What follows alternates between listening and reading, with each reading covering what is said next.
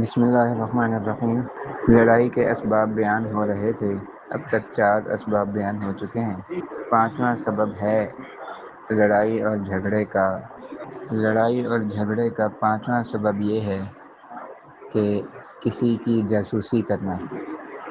جو آیت مبارکہ ہم نے پڑھی تھی، پارہ نمبر 26 سورۃ الحجرات آیت نمبر 12، تو اس میں اللہ تبارک و تعالی نے ایک اصولی ضابطہ بیان کیا ہے، ولا تجسسوا، کہ تجسس نہ کرو۔ اگر ہم یہ تجسس کرنا چھوڑ دیں نا تو ہماری زندگی کافی آسان ہو جائے گی، ہمارا ٹائم بچے گا، ہماری ذہنی صلاحیت بچے گی، ہماری جسمانی جو طاقت ہے، صلاحیت ہے، وہ بچے گی، اور ذہنی کوفت اور ذہنی ٹینشن انسان اس سے جو ہے نا وہ اپنے آپ کو بچا پائے گا اور ذہنی سکون حاصل کرے گا۔ یہ ولا تجسسوا، آپس میں ایک دوسرے کی جاسوسی نہ کرو، تجسس نہ کرو۔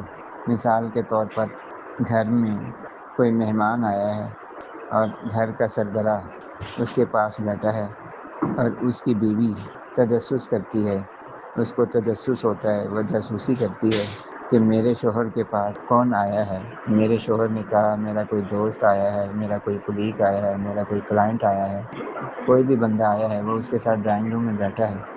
اب اس کی بیوی جاسوسی کرتی ہے، تجسس کرتی ہے کہ میں دیکھوں تو صحیح کون آیا ہے اس کے پاس، یہ کون آدمی ہے، کیوں آیا ہے اور یہاں کیوں بیٹھا ہے، اور یہ آپس میں کیا گفتگو کر رہے ہیں، کتنے آدمی ہیں، کتنے لوگ ہیں، کیا کر رہے ہیں، کیا نہیں کر رہے۔ تو یہ جستجو کرنا، اس سے اللہ تبارک و تعالیٰ نے منع فرمایا۔ اسی طرح باس اپنے ملازم کے بارے میں، یعنی مالک، کمپنی کا مالک، کاروبار کا مالک اپنے ملازم کے بارے میں جاسوسی کرتا ہے کہ میں دیکھوں یہ کیا کر رہا ہے، یہ اپنے موبائل پہ کیا دیکھ رہا ہے، یہ اپنے موبائل پہ کیا یوز کر رہا ہے، یہ اپنا لیپ ٹاپ کھول کے اس میں کیا کر رہا ہے، اور یہ کہاں جا رہا ہے، کہاں آ رہا ہے، کس سے مل رہا ہے، کیا باتیں کر رہا ہے۔